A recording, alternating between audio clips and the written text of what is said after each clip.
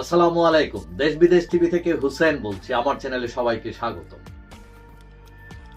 গতকাল রোববার আমরা দেখলাম যে বাংলাদেশের একজন সাংবাদিক আছেন, লেখক, তার নাম হচ্ছে মাহমুদুর রহমান।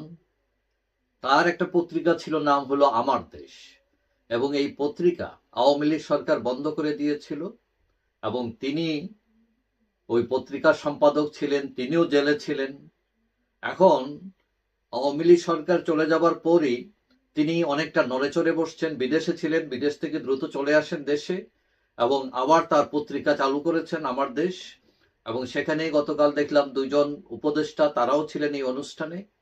এবং মাহমুদুর রহমান বলছেন যে তিনি তার পত্রিকাকে আন্তর্জাতিক মানের পত্রিকা করার ঘোষণা দিয়েছেন।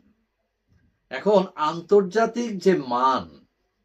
আন্তর্জাতিক মান হওয়ার আগে জাতীয় মান তৈরি করতে হয়। এখন কথা হচ্ছে, তার যে আগের পত্রিকা ছিল সেটা কি জাতীয় মানের ছিল, না কোনো দলের মুখপাত্র ছিল? আমরা জানি যে বাংলাদেশের রাজনীতিতে দুইটা ধারা, একটা আওয়ামী লীগ, একটা অ্যান্টি আওয়ামী। তার পত্রিকা কিন্তু অ্যান্টি আওয়ামী লীগ ধারাকে প্রতিনিধিত্ব করত।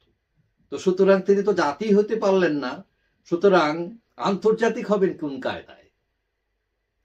তবে তিনি একটা সুন্দর কথা বলছেন যে পাঠক ও রাষ্ট্র ছাড়া কোনো দায়বদ্ধতা নেই তার পত্রিকা। সুন্দর কথা।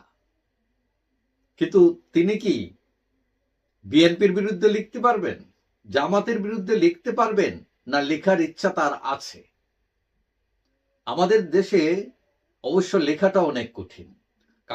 কারণ যখন যে সরকার প্রতিষ্ঠিত হয় তারা ওই সাংবাদিকের মুখ চেপে ধরে, তাদের পক্ষে না গেলেই সংবাদ তারা রাগ করে এবং বিভিন্ন ধরনের অ্যাকশনে যায়। এবং অনেকে চাইলেও সেই সাহসটুকু করে তারা লিখতে পারেন না। এবং আমাদের দেশে বড় সমস্যা হচ্ছে যে যাদের টাকা আছে তারাই সাংবাদিক। বসুন্ধরা গ্রুপ সাংবাদিক, যমুনা গ্রুপ সাংবাদিক। এই যে মাহমুদুর রহমান, তার সম্পাদক হওয়ার যোগ্যতা নিয়েও প্রশ্ন আছে। তিনি আসলেই কি সম্পাদক, সাংবাদিক? এখন তিনি বলছেন যে শেষ ইনিংস খেলতে আসছেন তিনি, কিন্তু কথা হচ্ছে কার সাথে খেলবেন শেষ ইনিংস? তিনি অভিযোগ করেছেন যে 11.5 বছর তাদের কণ্ঠরোধ করা হয়েছিল এবং কোনো বুদ্ধিজীবীরা একটা প্রতিবাদ পর্যন্ত করেননি আমাদের দেশে, তথাকথিত বুদ্ধিজীবীরা। এবং সম্প্রতি তারা একটা রিপোর্টও করেছেন পত্রিকার মাধ্যমে যে দিল্লিকে হাসিনা বলেছিলেন ঢাকা অ্যাটাক করার জন্য। এটা প্রশ্ন উঠেছে, এটা কি মন গড়া গল্প কিনা, তাদের হাতে কি তথ্য প্রমাণ আছে এটার, এবং এইসব সংবাদ আসলে বস্তুনিষ্ঠ কিনা, নাকি তারা সরকারের বক্তব্য, পুলিশের বক্তব্যকেই তারা শুধু প্রকাশ করবেন, যারা ভিকটিম, না তাদের সাথেও কথা বলবেন, তাদের বক্তব্য নেবেন? কারণ আমাদের দেশে দেখা যায় ম্যাক্সিমাম পত্রিকাগুলো ওই সরকার যেটা বলে ওইটাই ছাপতেছে, পুলিশ যেটা বলে যে কাহিনী সেটা সঠিক না বেঠিক এটা যাচাই বাছাইও করে না। এবং যারা ভিকটিম, যাদের উপর আরোপিত হলো বিষয়গুলো, তারা কি বলছে সেই তথ্য তারা নেয় না, বা নিলেও প্রকাশ করে না, ভয় পায়। এখন গত 11.5 বছর কণ্ঠরোধ এবং তাদের পত্রিকা বন্ধ করে দেওয়া, এটা কোনো গণতান্ত্রিক রাষ্ট্রের জন্য শোভনীয় নয়।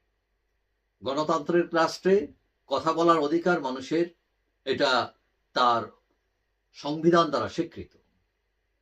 এখন মাহমুদুর রহমান তিনি নির্যাতিত হয়েছেন, ডেফিনেটলি সাহসী ছিলেন, তার পত্রিকা বন্ধ ছিল, কিন্তু এখন তার পরীক্ষার পালা কতটুকু নিরপেক্ষতা, বস্তুনিষ্ঠতা তিনি দেখাতে পারেন, নাকি তিনি কোনো দলের মুখপত্র হয়েই কাজ করবেন। তার পত্রিকা আগে যে স্টাইল ছিল এগুলো মুখপত্র স্টাইল, সুতরাং তিনি আন্তর্জাতিক মানের পত্রিকা বের করে ফেলবেন, এটাও নিয়ে প্রশ্ন আছে। যাই হোক, কথা হচ্ছে যে আন্তর্জাতিক মানের একটি পত্রিকা দাঁড় করাতে পারলে তো দেশের জন্যই ভালো, যারা সকলের কথা বলবে, সাহসের সাথে কথা বলবে এবং কোনো দলের পক্ষে না গিয়ে নিরপেক্ষভাবে কথা বলবে। যাই হোক, সবাই ভালো থাকবেন। আশা করি দেখা হবে অন্য কোনো ভিডিওতে ইনশাআল্লাহ। আল্লাহ হাফেজ।